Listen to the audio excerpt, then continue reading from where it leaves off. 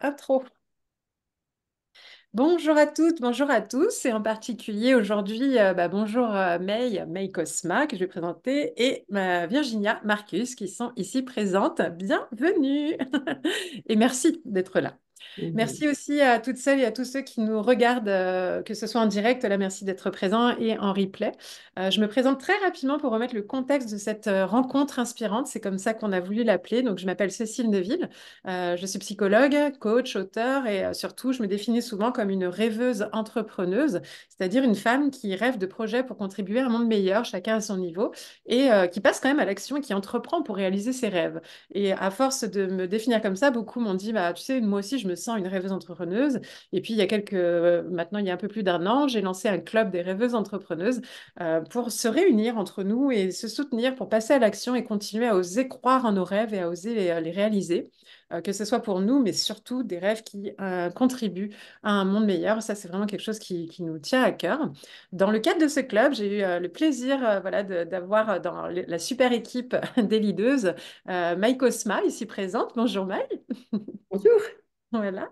Maï, qui est notre leaduse spécialisée dans la mission contribution justement du club. Il y a plusieurs actions, plusieurs missions dans le club. Maï, c'est vraiment son rôle et moi, ça me tenait à cœur qu'on ait une responsable contribution dans le club. Et en préparant un petit peu nos actions de l'année autour des missions contribution, nous avons eu l'idée voilà, d'agir à trois niveaux, la solidarité sociale, la transition écologique et le bien-être animal. Et dans le cadre de cette démarche bien-être animal, il se trouve que moi, j'ai eu la coïncidence dans ma vie, étant moi-même engagée, étant végane et vraiment attachée aux animaux, de lire ce livre de Virginia Marcus dont elle va vous parler tout à l'heure, un de ses livres d'ailleurs, puisqu'elle en a écrit plusieurs. Et j'ai été vraiment très touchée, inspirée. Et on cherchait une personne à interviewer dans le cadre du bien-être animal avec Maï. Et je me suis dit, et pourquoi pas Virginia? On ne la connaît pas, elle a l'air très sollicitée, et donc je ne sais pas si elle répondra. Et donc merci Virginia, je sais que tu as une vie très très active.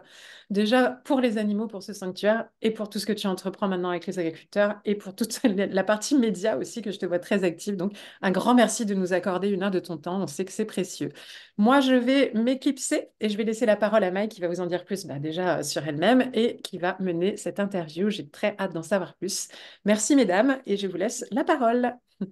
Merci. Alors, merci beaucoup, Cécile. Alors, moi, je m'appelle Maï et je suis très heureuse de participer à cette mission contribution pour un monde meilleur. Et moi, je suis une rêveuse et alors j'ai toujours pensé que c'est contribution à un monde harmonieux, bien, bien pour tous et toutes, tous les êtres, sans exception. Et c'est pour ça que je suis vraiment ravie. Alors, dans ma vie, je suis auteure, professeure, formatrice, coach, voilà. Et je suis heureuse aujourd'hui de recevoir dans notre première rencontre inspirante à Virginia Marcus, qui est vraiment une femme inspirante, une rêveuse entrepreneuse, vraiment passionnée. euh, pour tout ce qui est bien-être animal, qui est vraiment actif, qui a une connexion profonde avec les animaux. Et cette connexion profonde l'a amené à créer des choses incroyables, à écrire un livre, comme a dit Cécile. Et puis, voilà, aujourd'hui, on l'a avec nous. Virginia, merci beaucoup. Merci beaucoup pour avoir accepté. Merci Et à vous voilà. pour l'invitation. Alors, d'habitude, on fait un petit... avant de commencer vraiment, j'aimerais vous inviter toutes, hein, parce qu'à ce moment, on a que des femmes, à vraiment nous connecter à nous-mêmes pour vraiment être là présente et pouvoir être vraiment connectés simplement à notre respiration, inspirer et expirer un moment ensemble.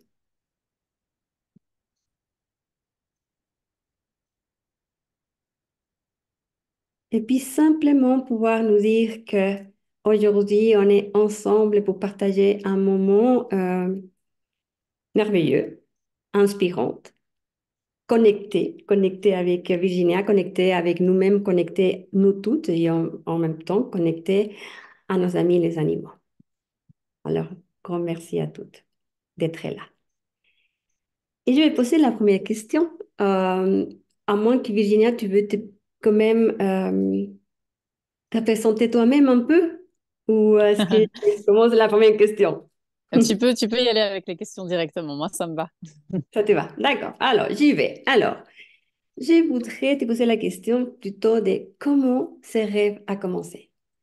Ces rêves et cette connexion profonde, cet amour avec les animaux, quelle est l'inspiration et l'aspiration que tu as eu à ces moments, les premières?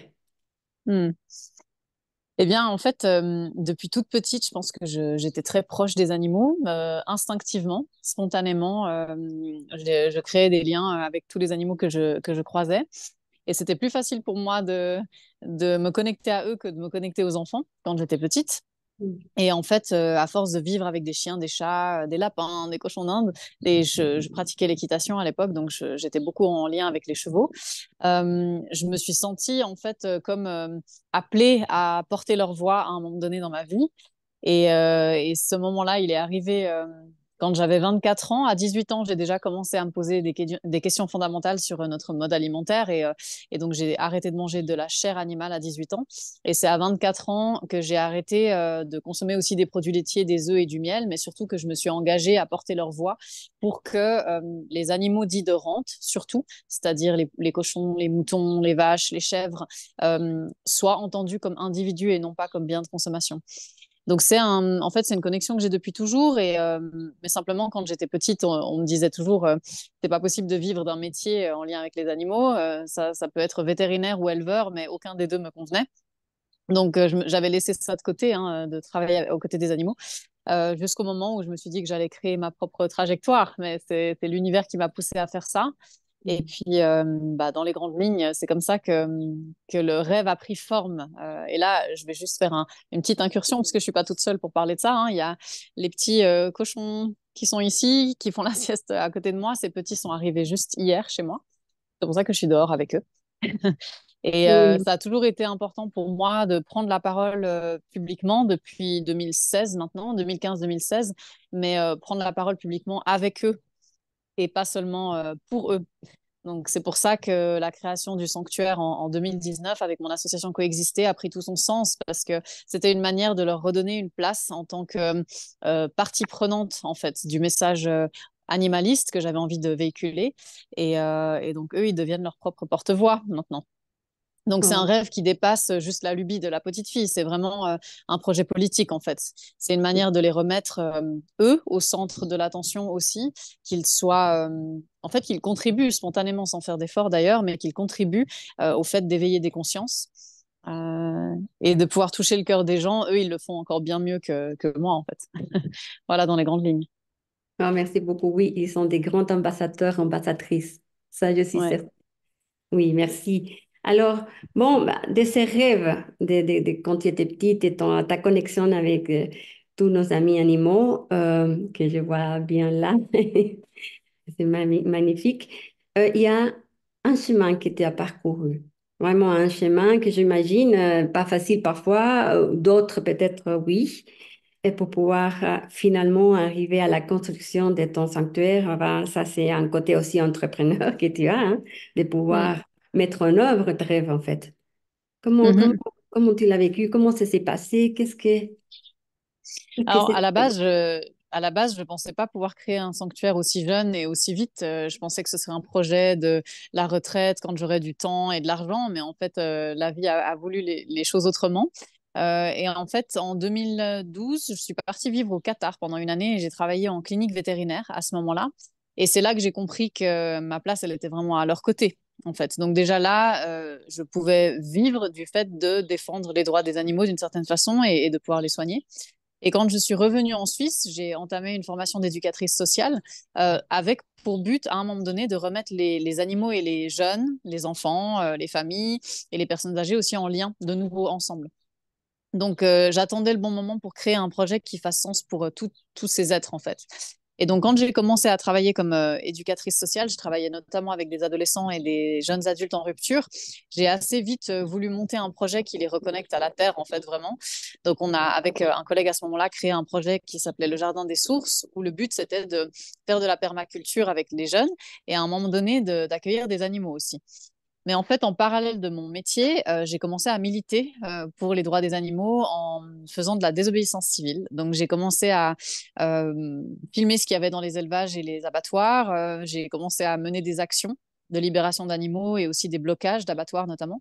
Et en fait, ces actions qui étaient extrêmement importantes pour moi parce qu'elles permettaient de mettre en lumière quelque chose que la société voulait pas voir, eh ben, ça m'a valu la perte de mon emploi parce qu'à ce moment-là, c'était pas possible pour la société d'accepter qu'une éducatrice sociale qui travaille avec des jeunes désobéisse à la législation en place, évidemment. Donc, on m'a pas renouvelé mon contrat, mais ça a été en fait là la meilleure opportunité pour moi de me libérer complètement de mes attaches en lien avec un contrat de travail, mais aussi la sécurité d'un salaire fixe.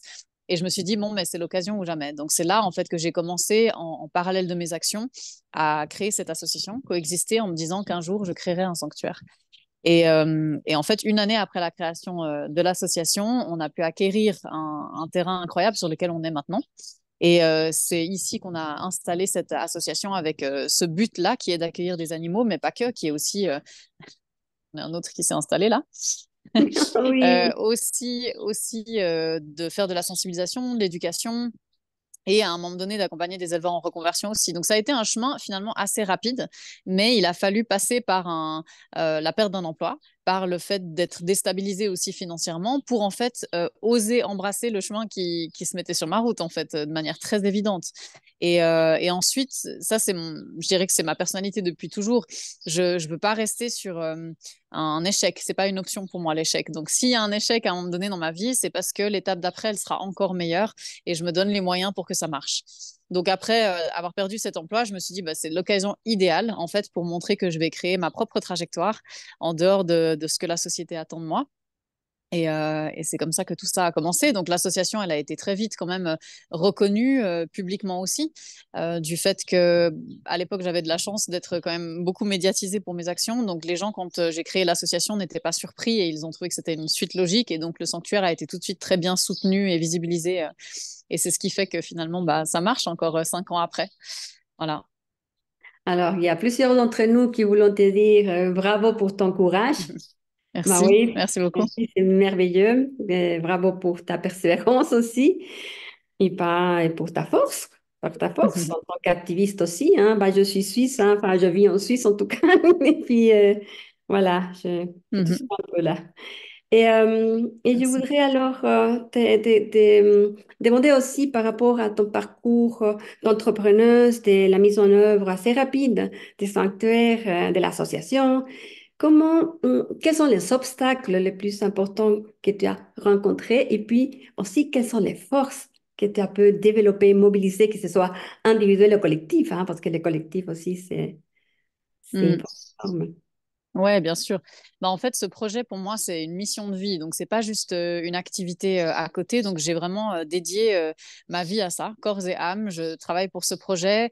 Et en fait, mon but, ça a été de prouver aussi que quand on est... Enfin, c'était pas le but premier, mais finalement, ça s'est fait comme ça.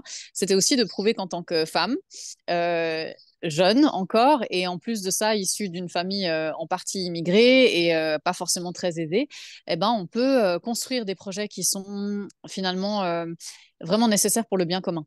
Et quand j'ai créé cette association, je me suis pas donné le choix que de réussir à créer ce projet, à faire vivre ce sanctuaire et accueillir des animaux et montrer qu'en fait, quand on s'y met ensemble et qu'on est sincère dans la démarche, on trouve des solutions qui sont réalistes. Hein. Moi, je suis pas du genre à accueillir tous les jours des nouveaux animaux parce que j'ai envie de les sauver tous. Donc, je suis très réaliste. Il y a beaucoup de fois où je dis non à des animaux et je leur trouve des places ailleurs que chez moi parce que j'ai pas envie justement de me faire dépasser par les événements, de plus réussir à assurer leur alimentation, leurs soins et puis aussi la charge de travail. Donc, je suis très pragmatique en fait dans ma manière d'approcher, enfin, d'aborder ce projet.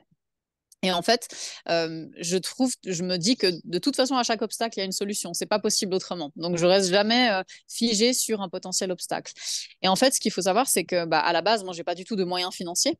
Donc, j'avais toutes les bonnes idées. J'étais le moteur vraiment du projet et je savais que j'étais inarrêtable là-dedans. Mais financièrement, j'avais pas de quoi acheter cette maison et où on est maintenant à la base. Hein. Et donc déjà, l'association, elle a été soutenue financièrement par le grand public, ça depuis le début. Et à ce moment-là, vu qu'on est entre femmes, c'est un sujet que je vais amener, sinon j'en parle pas très souvent, mais à ce moment-là, j'étais en couple. Et donc, mon ex-conjoint a pu vendre sa maison pour acheter le lieu sur lequel on est maintenant.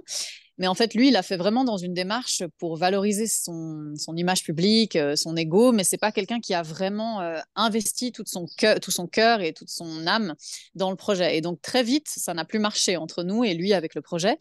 Et ça a été un cadeau finalement parce que le fait que on se sépare et que je lui demande vraiment d'aller réaliser ses propres rêves ailleurs, mais pas au sanctuaire, parce que à un moment donné, son énergie vraiment tirait tout le projet en bas. Eh ben, j'ai pu me dépatouiller finalement de tout ce qui pouvait me freiner dans mes envies et mes ambitions avec ce projet. Et donc, en 2 ans et demi de temps, j'ai dû trouver l'argent pour racheter en fait le lieu, vu qu'on était séparés. C'était un accord qu'on avait, c'était que il nous louait le lieu jusqu'à ce que j'achète. Voilà. Et en fait, bah, j'ai eu des peurs à ce moment-là, bien sûr, parce qu'en tant que femme sans grands moyens, issue d'une famille qui n'a pas de grands moyens, eh ben, j'avais peur de ne pas y arriver. Et en fait, finalement, en 2 ans, j'ai réussi à soulever, avec le soutien de beaucoup, beaucoup de monde, évidemment, les fonds propres qui nous ont permis de devenir propriétaires. On est devenu propriétaire avec l'association officiellement le 17 mai 2024. Et pour moi, ça a été une belle revanche, en fait. Une très, très belle revanche parce que c'est pas grand-chose, 2 ans. J'ai ramé pendant 2 ans pour y arriver. Mais finalement, ça s'est fait très vite. Et ça veut dire que même quand on vient d'une famille qui n'est pas forcément aisée et qu'on n'a pas soi-même des moyens, si on est investi dans un projet qui fait sens et qu'on est sincère dans la démarche, potentiellement, on peut trouver les ressources pour y arriver. Et donc, il y a des gens qui m'ont fait confiance et qui ont vu aussi mon engagement pendant des années et des années avant même la création du sanctuaire et qui se sont dit, bon, bah, si elle se lance là-dedans, c'est que c'est crédible. Puis, bah, voilà, il y a aussi les résultats concrets de l'association qu'on a pu prouver depuis toutes ces années. Et finalement, bah, en 2 ans, on a réussi à soulever les fonds pour racheter. Donc, ça a été un sacré obstacle, si ce n'est le plus grand même, de pouvoir Oui. racheter ce lieu, sachant que je partais de zéro. Mais en fait, l'association, elle a gagné une telle reconnaissance en fait sociétale qu'aujourd'hui je sais qu'il n'y a aucun de nos projets qui est arrêtable en fait parce que les gens ont compris qu'ils pouvaient nous faire confiance, que voilà tout ce qui se passe ici au sanctuaire c'est pour la bonne cause, pour les bonnes causes même. Et puis au final, ça donne des miracles. Et Ah c'est oui. là que j'ai envie d'insister sur cet aspect complémentarité parce que bah, moi, je suis sur le terrain tout le temps. J'ai vraiment la sensation d'être le moteur, en fait, qui initie les projets, qui visibilise le projet. Mais autour de l'association, il y a des milliers et des milliers de personnes qui nous soutiennent, en fait, à différents niveaux d'ailleurs, hein, que ce soit sur le terrain, que ce soit financièrement, que ce soit les médias, que ce soit des partenaires, des entreprises, même des personnes impliquées en politique maintenant qui s'intéressent beaucoup à ce qu'on fait. Et je me dis, waouh, bah, en 6 ans, l'association elle a été créée en 2018, en 6 ans, on a vraiment ancré une place qui est importante et qui prouve que c'est possible en fait de croire à ces utopies. Voilà, Ah, c'est vraiment magnifique, impressionnant, bravo. merci. C'est inspirant aussi. Alors, vraiment bravo. Tous ces parcours et ces obstacles. Et puis en même temps, je comprends bien que surmonter les obstacles, c'est partie aussi de ta vie. Que c'est Oui, ça fait partie, une ouais. Je crois que force. ma vie, elle fonctionne pas autrement, mais moi, je vois ça comme des magnifiques leçons, même si des fois c'est confrontant, hein, c'est pas toujours facile à vivre, mais en fait, je vois ça comme à chaque fois une manière d'aller plus loin dans les ambitions. Et en fait, finalement, je trouve aussi inspirant en tant que femme et pour les femmes de voir qu'on y arrive aussi sans avoir un homme à nos côtés. Ça, c'est Ah, la petite touche ça, féministe. mais oui. On y arrive même Oui. mieux parfois, même mieux, même mieux. Voilà. En tout cas, merci beaucoup pour cette témoignage authentique. Je suis d'accord, si tu peux me permettre. Voilà, et puis, et j'ai bien compris aussi à part ton authenticité et peut-être comment tu as une telle connexion, vraiment, tu y crois profondément et puis tu as développé quelque part une connexion tellement profonde avec les animaux que finalement tu la rayonnes. J'ai l'impression que c'est rayonne, que ça c'est Mm. rayonnant. Et puis que les personnes qui sont avec toi, qui collaborent avec toi, c'est facile parce que Mm. là, tu as un pilier.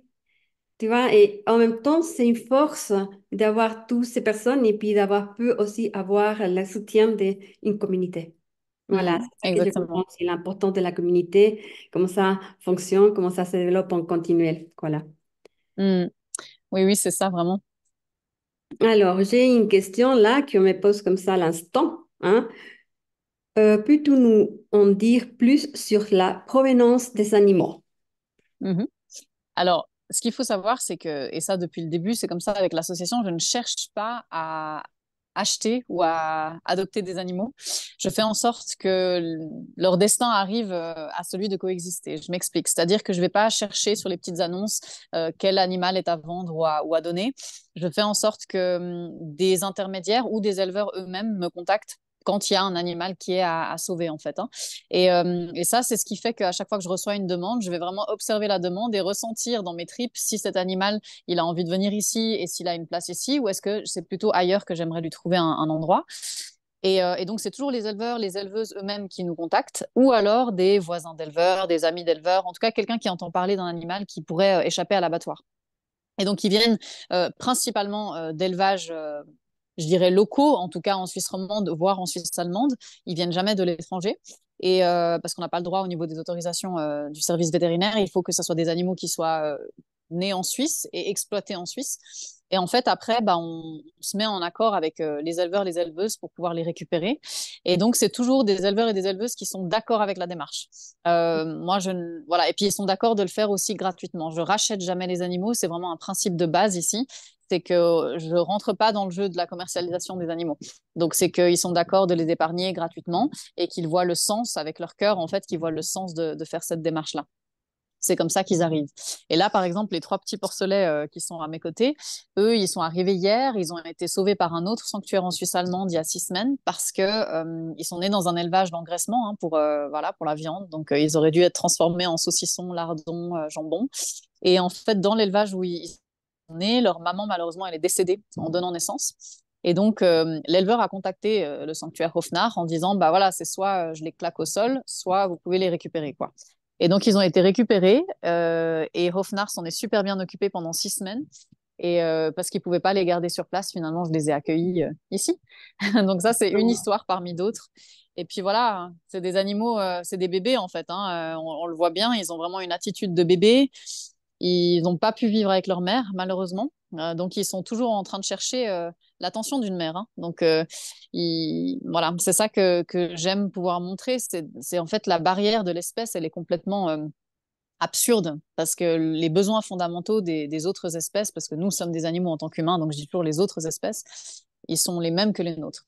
Donc voilà, donc que ce soit des bébés ou que ce soit des animaux plus âgés, finalement, on voit que leur besoin de se sentir en sécurité, leur besoin d'être considéré, le besoin de ne pas être exploité, torturé, mutilé, etc. Eh ben, on partage ces besoins-là, toutes et tous ensemble, en fait.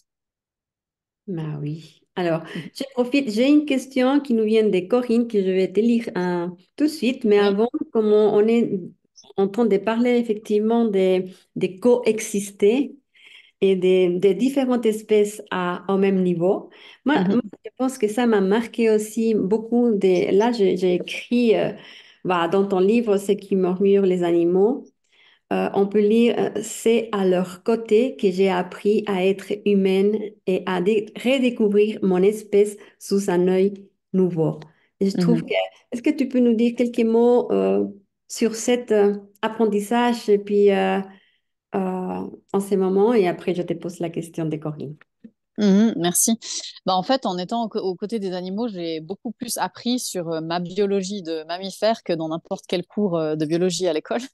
Parce que eux, ils vivent dans leurs instincts tout le temps. Donc, les femelles, elles vont avoir un cycle de reproduction, par exemple, voilà, avec des périodes dans leur cycle où elles ont leur caractère qui change beaucoup.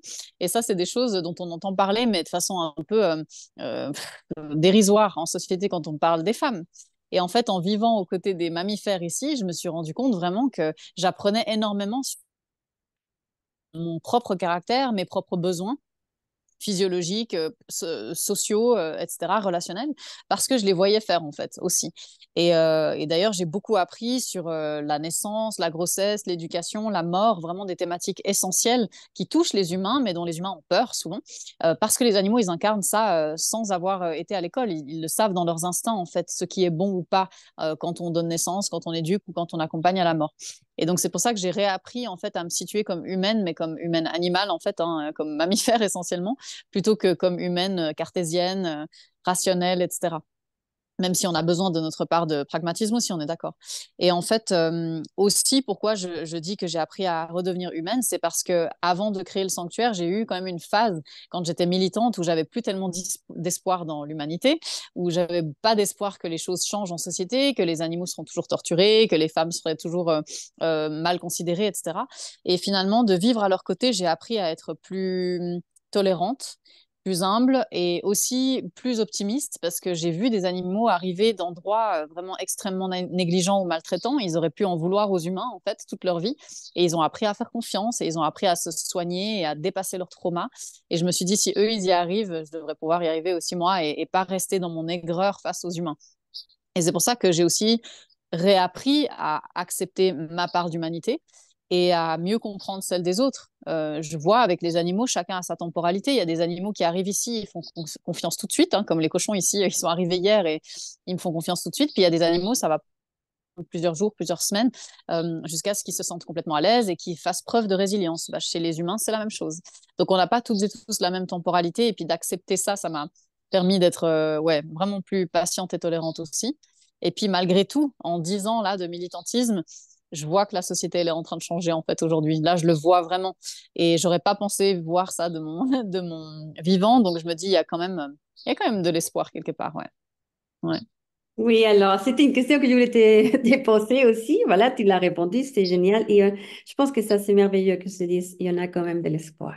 Mhm. Alors, maintenant, je vais te poser la question qui est de Corinne, qui était Ouais. la capacité du sanctuaire, combien des êtres, des animaux tu peux recevoir, et si s'ils restent à vie.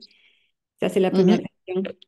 Oui, alors le sanctuaire ne fonctionne pas comme un refuge, donc pas comme une SPA. Ça veut dire que les animaux qui arrivent ici, a priori, ils restent ici, donc ils devraient pouvoir mourir ici. C'est aussi un des buts du sanctuaire, c'est de leur offrir une mort digne quand c'est juste pour eux, hein. Et donc, contrairement à un refuge où il y aura beaucoup d'allées et viens, allées et venues, parce qu'il y a des animaux qui sont replacés, d'autres qui arrivent, enfin bref, ici c'est relativement stable, j'ai envie de dire. Donc les animaux qui arrivent là, ils restent, sauf s'il y a une mésentente grave entre deux individus et que j'arrive vraiment pas à trouver de solution, ou si je trouve que pour un animal, ça serait vraiment mieux d'être dans un autre contexte, je le replace, mais c'est très rare. Et en fait, on a une quarantaine de places pour des vaches, cochons, moutons essentiellement. Je me suis vraiment spécialisée sur ces trois espèces maintenant, qui sont les espèces qu'on arrive le moins facilement à faire adopter en fait ailleurs. Autant les poules, les lapins, les chevaux, c'est beaucoup plus facile. Et c'est pour ça que je me suis spécialisée pour ces trois espèces maintenant. Et puis maintenant, ils sont 41 au sanctuaire, donc on est vraiment au complet actuellement. Ah Après, bah oui. voilà, c'est clair que la vie fait que, voilà, peut-être dans 6 mois, 2 ans, il y aura des animaux qui seront partis, qui seront décédés, et à ce moment-là, je pourrai accueillir des nouveaux. Donc il y a ce tournus qui se fait, mais très harmonieusement dans l'année, en fait. J'ai rarement, tout d'un coup, 20 nouveaux animaux. C'est pas comme ça. En général, c'est un qui arrive, on prend le temps de le soigner correctement, et puis une fois qu'il est bien intégré, tout d'un coup, j'en accueille un autre. J'y vais graduellement, en fait. Voilà. Magnifique. Alors, et je suis en train de voir là des questions. Est-ce qu'il y a uniquement des sauvetages de l'abattage? Est-ce que seulement il s'agit des Alors, animaux de quasiment, l'abattage? ouais. Ça m'est arrivé d'accueillir des animaux qui auraient dû partir à l'euthanasie aussi. Des cochons nains, par exemple, ou des lapins, ou des chevaux à l'époque, qui auraient dû être euthanasiés pour des raisons de santé, des raisons financières, enfin peu importe. Mais sinon, c'est essentiellement des animaux qui auraient dû partir à l'abattoir, ouais, parce que ce sont des animaux qui sont à la base prévus pour la boucherie. Donc les cochons, les moutons, les vaches auraient tous dû partir à l'abattoir, ouais. Ouais. Après, bah, il y a aussi les chiens, chats, alors eux, c'est d'autres destinées. Mais pour les animaux dits de rente, ouais, c'est ça. Parfait. Ouais. Mhm. Quelle chance, hein. Ils ont quand même certains. Oui, et puis moi j'ai beaucoup de chance aussi, hein, parce qu'on apprend, enfin j'apprends tous les jours avec eux, quoi. Ah Des bah ouais. enseignants hors pair. Et c'est ça que je voulais transmettre avec ce que murmurent les animaux, donc qui est mon troisième livre que j'ai sorti là en janvier cette année. C'est que finalement on passe notre temps à dire que les animaux sont des victimes qu'il faut sauver. Et pour moi, c'est trop réducteur de dire ça, en fait. Je pense que si on veut une société plus égalitaire, on doit pouvoir les émanciper, les aider à s'émanciper de ce statut de victime et pour qu'ils puissent reprendre une place juste en société. Et en fait, on a énormément à apprendre d'eux. Moi, je me sens pas comme une sauveuse d'animaux, en fait. Je me dis, oui, bah oui, bien sûr, je suis gardienne de ce lieu, je fais en sorte qu'ils arrivent là, mais au final, c'est moi qui apprends à leur côté tous les jours, honnêtement. Mm. Alors, je partage énormément cette manière de voir les choses, Ouais. monde, hein, Ouais. vraiment. Ça m'émerveille de le voir en toi comme ça. Vraiment, Merci. de voir qu'il y a des manières de se connecter, de cohabiter, ouais, différentes, et pas par niveau, que ce soit parce Mhm. qu'on maltraite ou parce qu'on sauve, sinon parce Ouais, qu'on est dans un lien complètement légal dans lequel on partage en fait. c'est Euh, ça. Mm. on apprend tous et toutes. Ouais, Mhm. voilà, je vais voir s'il y a encore une question qui arrive. Ah, en quoi consistent tes formations, accompagnement des reconversions des agriculteurs? Ok. Alors, il y a deux choses différentes. Les formations que je donne ici au sanctuaire, elles sont à destination des personnes qui ont envie de créer un jour un refuge ou un sanctuaire pour animaux, ou juste qui ont envie d'accueillir quelques animaux dans leur jardin, ou qui ont envie simplement d'apprendre à cohabiter avec des espèces qu'on connaît mal. Parce qu'en fait, je me suis rendu compte depuis que je suis ici, il y a très peu de ressources. Les seules ressources qu'on trouve pour mieux connaître ces animaux et savoir comment vivre avec, c'est dans les sanctuaires. Parce que dans les élevages, les animaux sont détenus pour être exploités, donc on ne connaît pas véritablement leurs besoins profonds, on les écoute pas et on sait pas les soigner la plupart du temps. Et donc, je trouvais ça insuffisant de me tourner uniquement vers des personnes qui pratiquent l'élevage. Et puis, dans les écoles d'agriculture, bah, on apprend à engraisser, on apprend à contenir des animaux, on apprend voilà, des choses comme ça, on apprend à différencier les races à viande, les races à lait, mais on n'apprend pas qui ils sont et comment faire pour bien cohabiter avec. Et donc, c'est pour ça que là, depuis 2 ans maintenant, je me suis donné cette mission d'une certaine façon d'accompagner les personnes à apprendre en fait auprès des animaux à gérer des projets comme les sanctuaires aussi parce que j'ai vu beaucoup de refuges et de sanctuaires malheureusement faire faillite très vite parce que justement c'est des personnes qui se mettent en posture de sauveurs d'animaux. Euh, Par exemple, hein, il n'y a pas que ça, mais qui ont de la peine à dire non quand il y a des animaux qui se présentent et du coup qui n'arrivent pas à gérer non plus financièrement leur lieu et en termes de charge de travail, ça donne des situations des fois dramatiques. Et je me suis dit, bah, plutôt que de continuer avec ce genre de schéma, mieux vaut former des gens avant qu'ils créent des sanctuaires pour qu'ils soient vraiment réalistes avec leurs projets et leur donner les outils de base que moi j'aurais voulu aussi avoir les 2 premières années sur comment cohabiter avec des cochons, des vaches, des moutons, parce qu'on les connaît pas bien, il n'y a pas de littérature sur eux non plus. Donc les formations, c'est ça. Et ça, il y a plusieurs formules. C'est soit en immersion au sanctuaire pendant plusieurs jours, soit sur une journée seulement. Enfin, il y a plusieurs formules. Je m'adapte aux différents besoins. Et l'accompagnement des éleveurs et des éleveuses, ça, c'est tout autre chose. C'est vraiment accompagner des personnes qui souhaitent sortir de l'exploitation animale pour qu'elles puissent se réorienter dans un métier dans lequel elles se sentent à l'aise, en paix avec leur conscience et avec leurs valeurs. Et là, le but, c'est vraiment de tendre une main à ces personnes-là, sortir du clivage, arrêter avec le clivage entre les animalistes et les éleveurs, les bouffeurs de viande et les bouffeurs de graines, mais vraiment se dire que finalement, il y a quand même des valeurs sur lesquelles on peut se retrouver, parce que la plupart du temps, les éleveurs et les éleveuses ont choisi ce métier par amour pour les animaux et par envie de contribuer à la nourriture de la société. Et donc, c'est quand même des valeurs qui sont louables à la base. Et là, mon but, c'est de les ramener à ces valeurs premières, mais en sortant du rapport d'exploitation. Donc, on va construire des parcours professionnels avec ces personnes pour qu'elles puissent continuer à cohabiter avec des animaux si elles le souhaitent, mais qu'elles puissent produire autre chose que de la viande et du lait, c'est-à-dire des céréales, des légumes, du pain, plein de choses différentes pour pouvoir continuer à nourrir la population, mais sans torturer les animaux. Et ça, c'est vraiment la deuxième mission du lieu. Elle est vraiment très importante et elle est de plus en plus conséquente. On travaille en Suisse depuis 2021 sur cette thématique. Et puis depuis fin 2023 avec la France, j'ai pu créer une antenne française de la branche coexister pour pouvoir accompagner aussi des éleveurs et des éleveuses là-bas. Parce qu'il y a vraiment des clivages qui sont très durs à dépasser, mais quand on les dépasse, ça soulage tout le monde en fait. Donc ça, c'est vraiment la deuxième mission la plus importante de l'association.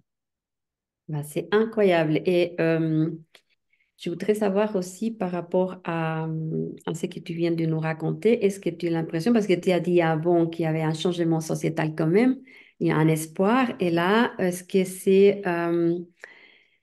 c'est par rapport aussi à ces agriculteurs, à ces élevages, à ces changements sociétals dans lesquels on veut vivre autrement? Est-ce qu'il y Ouais. a une augmentation des demandes? Comment tu les vis? Mhm. Alors, des personnes qui veulent créer des sanctuaires, des refuges, qui veulent apprendre à cohabiter avec des animaux, j'ai des demandes chaque semaine, chaque semaine, chaque semaine. Donc, je me dis, waouh, il y a vraiment déjà là une prise de conscience. Et puis, les éleveurs et les éleveuses, c'est impressionnant parce que la Suisse, elle est vraiment pionnière en la matière hein, par rapport à d'autres pays européens. Et tout ça, ça a commencé avec une femme incroyable et inspirante aussi qui s'appelle Sarah Heiligtag, qui est à Zurich, qui a créé un sanctuaire qui s'appelle Hofnar. Et c'est elle qui a commencé à travailler sur la reconversion des éleveurs il y a 8 ans à peu près. C'est une Mhm. amie très chère, elle est incroyable cette femme et elle a accompagné plus de 140 éleveurs et éleveuses en 8 ans dans une reconversion. Donc elle a fait un travail monumental et elle a chaque semaine des nouvelles demandes. Et je pense que la Suisse allemande, elle est un peu en avance par rapport à la Suisse romande parce qu'elle est influencée par l'Allemagne. Donc en Suisse allemande, il y avait déjà des magasins bio, tout un mouvement écologique plus marqué qu'en Suisse romande déjà ces dernières années. Et puis la Suisse romande, ça fait que depuis 2021 que nous, on travaille sur la reconversion des éleveurs et des éleveuses. Mais j'ai une quinzaine de personnes déjà en 3 ans maintenant qui ont pris contact pour imaginer une reconversion. Et enfin, voilà, par rapport à ça, c'est assez incroyable parce que en Suisse, il y a des éleveurs et des éleveuses qui arrêtent leur activité chaque année. En France aussi, c'est le cas. Et puis là, maintenant, il y en a qui commencent à se poser des questions sur comment ils pourraient faire autrement, en fait. Et ça, c'est très, très inspirant pour le coup, parce qu'il n'y a rien de plus concret il y a rien de plus parlant qu'un éleveur ou une éleveuse qui décide d'arrêter. Le Ah, message que cette personne va faire passer sera encore plus conséquent. Donc oui, clairement, là, il y a vraiment un changement dans la société. Et puis les autres pays européens s'inspirent maintenant de nous pour faire le même travail ailleurs. Donc il y a vraiment quelque chose qui se passe là. Ouais, ah ouais, c'est génial. Quelle de bonnes nouvelles. Ça, vraiment, ouais, c'est de bonnes nouvelles. ouais. Alors, j'ai une question d'Isabelle. En quoi Ah non, alors, excuse, non, c'est Corinne. Où se situe ton sanctuaire? Et Mhm. Cécile, si tu es toute seule sur le sanctuaire. Alors, le sanctuaire, il est à Frenières-sur-Bée, dans le canton de Vaud, en Suisse, donc. On est en basse montagne. Et donc, ici, moi, je vis à temps plein, seule avec les animaux, mais j'ai chaque semaine des bénévoles ou des gens en formation. La maison, elle est en plusieurs étages. Il y a un studio indépendant, il y a des chambres d'amis. Donc, il y a toujours du monde aussi qui est là pour soit se former, soit faire du bénévolat. Et ça, c'est sur demande aussi. Donc, quand j'ai des disponibilités dans l'agenda, je l'ouvre pour les personnes. Et c'est comme ça que ça fonctionne, ouais. Génial. Ok, je vais voir si. Alors, il y a génial, ça fait plaisir à entendre. Waouh, super, c'est prise de conscience. Bravo. Et puis, Isabelle nous demande, te demande si tu dans les lycées agricoles dans lesquels les grands industriels comme John Deere sont extrêmement présents, notamment en France. C'est prévu. C'est prévu, ça fait partie des missions de la branche française de coexister. C'est d'aller déjà trouver toutes les chambres d'agriculture. Ça, c'est mon projet jusqu'à la fin de l'année. Et idéalement aussi les lycées agricoles dans un deuxième temps l'année prochaine. En Suisse, pareil, en Suisse, donc je suis en lien surtout avec les services vétérinaires et de l'agriculture. Et je vais moi-même, normalement, commencer une formation d'agricultrice au mois d'août, en fait, fin août, pour valider en fait mes acquis et obtenir un diplôme d'agricultrice. Donc j'aurai vraiment un pied dedans pour pouvoir Ah, parler de tout ça aussi. bravo! Ouais, ouais, ouais, ouais, clairement. Donc ça fait partie des projets. Et puis je ne l'ai pas forcément dit, mais coexister ici au sanctuaire, on accueille chaque semaine des classes, des institutions, des fondations, des foyers, voilà, des jeunes aussi, hein, qui ne sont pas forcément en lien avec l'agriculture, mais pour lesquels le travail de sensibilisation est très, très important aussi. Ah, Donc il y a une vraie mission pédagogique avec l'association aussi, ouais, clairement. magnifique. Ah. Mhm. Alors, génial, tellement bravo et tellement merci aussi. Merci. Merci, merci beaucoup. Et peut-on avoir les coordonnées du site de l'association, bien sûr? Oui, alors c'est www.asso, A2SO, coexister, donc coexister.ch ou .fr. Les deux amènent au même endroit. Parfait. Je pense que c'est déjà. Merci Cécile, elle est tellement rapide, elle est déjà écrit. C'est bon. Super. Merci Et beaucoup. puis, ben, on fait des événements publics chaque mois, sous différentes formes, que ce soit les journées bénévolat ou des visites publiques ou des anniversaires. On fait des événements privés aussi, donc des anniversaires, des remises de diplômes. mais aussi des cérémonies de deuil. Ça, c'est quelque chose que je propose depuis peu parce que j'ai vu que c'était très, très, très important pour les gens en temps de deuil, en fait, de se reconnecter aussi aux vivants, en fait, aux animaux notamment. Et donc ça, c'est vraiment quelque chose qui est important pour moi, d'accompagner les gens aussi dans ces processus-là. Et puis je le dis, comme ça vous le savez déjà, mais le 28 septembre 2024, on fête les 5 ans du sanctuaire. On va faire une très très grande fête. Ici, il y aura des portes ouvertes et le soir, dans une salle communale de baie, il y aura aussi un repas végétal, un concert, il y aura beaucoup de choses. Donc si vous voulez venir découvrir le sanctuaire, il faut aller voir sur le site, il y a toutes les informations. C'est magnifique. Merci pour ces infos. Je pense qu'on va faire une grande ou une petite commission, c'est égal, hein, on Très sera bien. à quelque chose. Et puis, par rapport alors à... Tu as déjà parlé un tout petit peu, mais par rapport à tes projets futurs Mhm. à venir, on a déjà Les... compris un peu en France, et puis, mais est-ce que tu peux nous Ouais. parler un peu plus?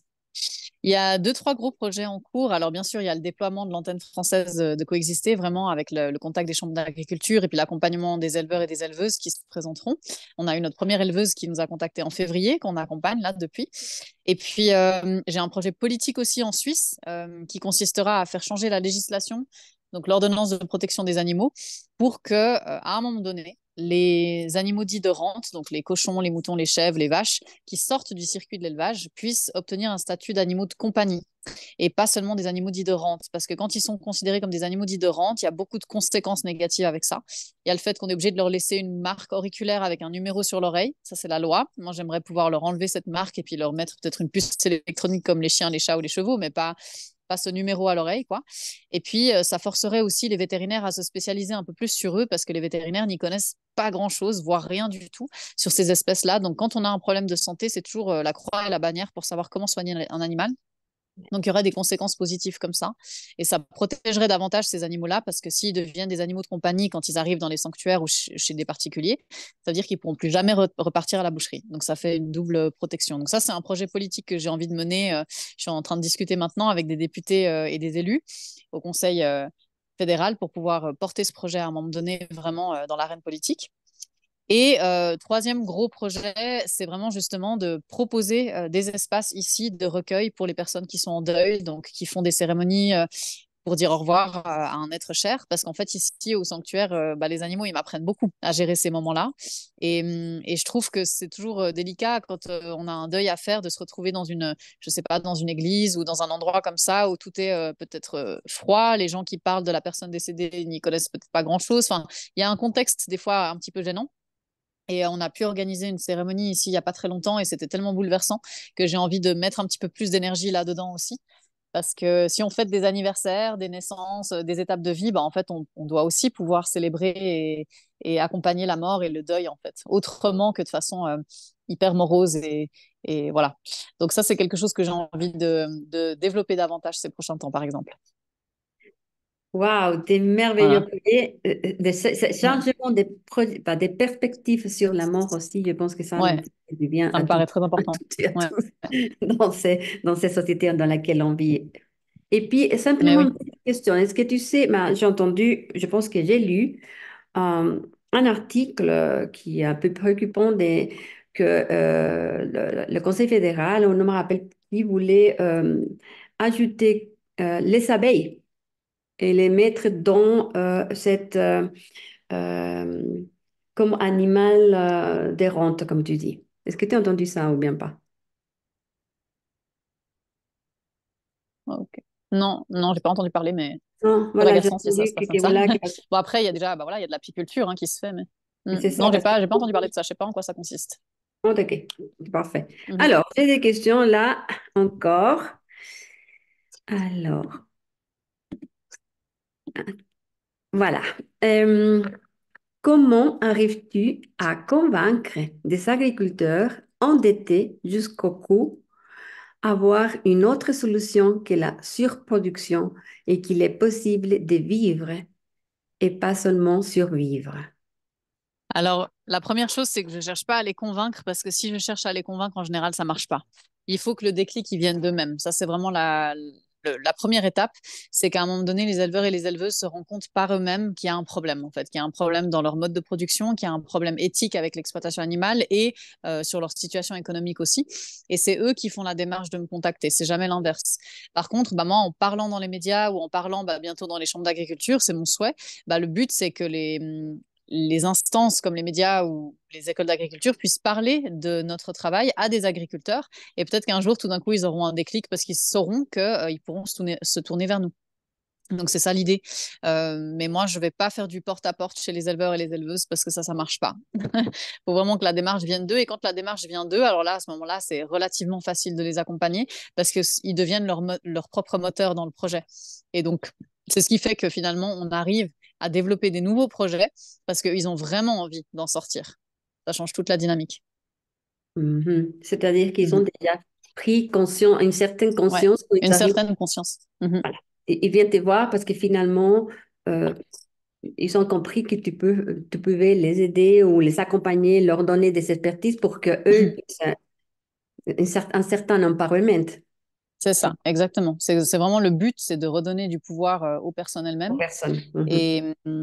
Mais c'est comme pour n'importe quelle cause d'ailleurs, hein. À l'époque, quand je travaillais avec des adolescents en rupture, si je leur trouvais une place d'apprentissage, imaginons, parce que j'avais un contact avec un patron, j'appelais le patron l'engageait.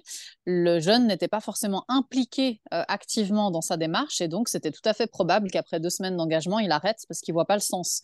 Alors que s'il avait fait lui-même les démarches de réaliser son CV, aller le donner, faire un stage, etc., eh ben, ça l'impliquait dans la démarche et donc il était plus responsable. Et donc, c'est exactement la même chose hein, Oui, avec tout type de personnes d'ailleurs qui est en transition.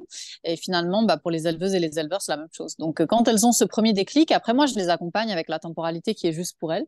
Mais c'est ces personnes qui doivent avoir cette première prise de conscience, ça, c'est sûr. oui, c'est très Mhm. important. Enfin, si j'ai bien compris, c'est vraiment avoir un sens, Oui, trouver son sens oui, aussi. tout à fait. Voilà. Alors, une petite question ou une grande. Mhm. Quelle est une journée type pour toi aujourd'hui? Tu dois avoir des journées bien remplies. Oui, oui, alors les journées types, en Cécile. général, elles commencent à 6h30 du matin et jusqu'à 22h des fois, selon les saisons. L'idée, c'est de commencer par nourrir les animaux, nettoyer leurs espaces. Ça, c'est vraiment l'aspect très pratique. Mais en dehors de tout ça, il y a aussi toute la logistique des commandes de litières de nourriture. Il y a la communication sur les réseaux, il y a la comptabilité, l'organisation d'événements aussi, la mise à jour du site, Internet, le travail de reconversion, les événements ici au sanctuaire qui ont lieu, et puis aussi la formation des gens, l'accueil du nouveau bénévole. Voilà, donc ça fait des journées très très chargées. En effet, il y a des périodes plus chargées que d'autres, mais de manière générale, ouais, c'est du 7 sur 7, ça c'est sûr, toute l'année. Et je dis au minimum sur le terrain avec les animaux, c'est 6 heures par jour, grand minimum de nettoyage, de nourrissage, de soins. Et donc tout le reste, c'est à faire en plus. Donc il faut savoir que j'ai entre 2 et 4 heures par jour de travail administratif, donc ça fait déjà vite 10 heures. Puis après, il faut encore faire les courses, répondre aux médias selon comment. Donc c'est des journées assez chargées, ouais. Oh, Mais, c'est très chargé. mais c'est magnifique. Mhm. C'est très, très chargé. Alors, Ouais. je vais lire alors. Arrives-tu à prendre un peu de temps pour toi? Depuis le mois de mai, un peu plus, ouais, parce que depuis qu'on a pu acheter la maison, j'ai vraiment ce gros poids en moins. Parce que là, Oui. ces 2 dernières années, je me réveillais et je me couchais avec cette pression, cette charge mentale réelle de trouver l'argent pour acheter ce lieu. Maintenant qu'on est devenu propriétaire, je m'octroie des petits moments de répit de temps en temps parce qu'il y a moins de projets urgents. En fait, il y a des projets, ça c'est sûr, il y a tout le temps des projets, mais là, il y avait une vraie urgence en fait qu'on puisse s'émanciper en achetant le terrain. Donc là, j'ai un petit peu plus de répit aussi depuis le début de l'année parce que l'association a pu employer des prestataires pour m'aider aussi. Donc, j'ai 2 personnes qui m'aident au niveau administratif. Une personne, Astrid Prévost, qui est une femme super aussi, qui, elle, va vraiment développer les partenariats avec des entreprises, organiser des événements enfin, en tout cas, des échanges pour privilégier le fait que l'association soit partenaire avec tel monde politique ou entreprise ou fondation, etc. Donc, elle fait un grand travail de déploiement. Et mon père qui est à la retraite, qui m'aide maintenant aussi au niveau administratif, il gère le shop de l'association par exemple, ou les parrainages d'animaux. Voilà, donc c'est ce qui fait que avec ces personnes en plus, moi j'ai un tout petit peu moins de travail sur l'ordinateur, j'en ai quand même beaucoup, mais ça me permet de souffler un peu, ouais. C'est Voilà. génial. Ton père aussi. Ouais, Alors, ouais, c'est trop chou. c'est chou, oui, c'est chou. Alors, est-ce que peut-être nous dire, nous expliquer comment on pourrait apporter, comment, quelles possibilités nous avons d'aider actuellement nous de l'extérieur comme ça ici, comment on peut t'aider, quelles sont les activités à soutenir voilà, dis-nous. Alors, il y a toujours plusieurs options. Il y a l'option d'aider aux journées bénévoles quand il y en a. Elles sont toujours très pleines, les journées bénévoles, donc je les fais sur inscription. Ça, c'est vraiment pour la partie terrain. Ensuite, il y a aussi la partie communication. Donc, plus le réseau est large, plus on parle du projet, plus les gens sont amenés à venir le découvrir et donc aussi à le soutenir financièrement. Donc, c'est un cercle vertueux, moi, je dis toujours. C'est très important pour moi de permettre aux gens de venir voir ce qui se passe concrètement ici. Donc, je suis pas du genre à faire des appels aux dons sans jamais organiser des événements en parallèle. Donc, c'est vraiment important que les gens sachent pourquoi ils investissent. Et donc, il y a le soutien financier, clairement, avec le parrainage des animaux ou les dons libres, tout court. Et puis après, si les gens ont une entreprise qui est éthique et qui partage quand même un certain nombre de valeurs avec nous, on imagine de plus en plus des concepts liés à la responsabilité sociale et environnementale des entreprises. C'est-à-dire que, par exemple, une entreprise peut devenir marraine d'un animal du sanctuaire. Et donc, ça veut dire qu'elle reverse une partie de ses bénéfices à un animal du sanctuaire ici. Ça soutient notre travail. Et en parallèle, cette entreprise peut venir faire ici 1 à 2 journées par année, une visite avec un repas, on se donne des nouvelles. Enfin, il y a un échange qui se crée. Donc ça, c'est aussi une manière active de soutenir le projet. Et puis, c'est d'en parler autour, ça c'est sûr, et de venir aux événements ou de créer des événements si vous avez un anniversaire. De nouveau, n'importe quelle étape de vie à fêter, eh ben, nous, on organise des événements ici dans un cadre assez incroyable. Donc, il y a toutes ces possibilités-là. C'est magnifique. Je vais voir s'il y a encore des questions. Alors, alors, Cécile qui nous dit, c'est génial. Merci beaucoup. Et Merci. voilà, il nous reste encore quelques minutes. On est à 54. Est-ce qu'il y a d'autres questions? Est-ce qu'on peut faire un moment d'échange sans que je sois l'intermédiaire? Est-ce que Isabelle, Mhm. Cécile, Emmanuel et puis Corinne, vous voulez poser des questions directement? Et s'il n'y a pas vraiment de questions, je peux faire un bref aperçu des lieux aussi. Ah, d'accord. Est-ce que vous êtes partant pour un bref aperçu Oui, oui, oui, tout le monde dit oui. Oui, Bon, je dis c'est oui. cool. Et moi aussi, je dis oui. Merci de l'avoir proposé. Bon, alors, je vous montre dans les grandes lignes, hein, comme ça, mais donc ici, on a l'espace d'hiver des vaches. Et en fait, les vaches, elles peuvent circuler depuis ce parc-là vers le parc du Haut. Je ne sais pas si vous voyez, il y a 2 bovins qui sont là-bas en haut, Iasus et Fortuna. Et donc, le sanctuaire, il s'étale sur 5 hectares de terrain, donc c'est assez grand, avec 2 hectares en forêt. Et donc, sur le terrain, il y a plusieurs types d'abris, pour les différentes espèces qui y vivent. Et les abris et les espaces extérieurs sont dispatchés en fonction de l'entente entre les animaux et en fonction de leurs besoins aussi. Donc là, par exemple, là, il y a la maison dans laquelle c'est plutôt les humains qui vivent. Et dans le jardin, on a ces petits loups, par exemple, qui sont là, hein, les petits bébés que vous avez vus tout à l'heure. Oh, mais Donc, en fonction des espaces, il y a les animaux qui y vivent le plus librement possible. Malheureusement, on doit quand même mettre des clôtures parce que dans cette société, on ne peut pas faire autrement. Mais le but, c'est qu'ils aient un maximum d'espace de mouvement, de liberté, où ils peuvent interagir entre eux s'ils le souhaitent. Il y a des espèces qui cohabitent très bien, hein. Par exemple, les cochons et les lapins, ils vivent très bien ensemble, par exemple. Là, ah, il y a oh. Adil le lapin. Et par exemple, les Je vois vaches et les pas. moutons s'entendent bien aussi. Donc, voilà, Ah oui, on le voit. Euh, Oh, il est là. oh, il est beau. J'en ai trois à la maison.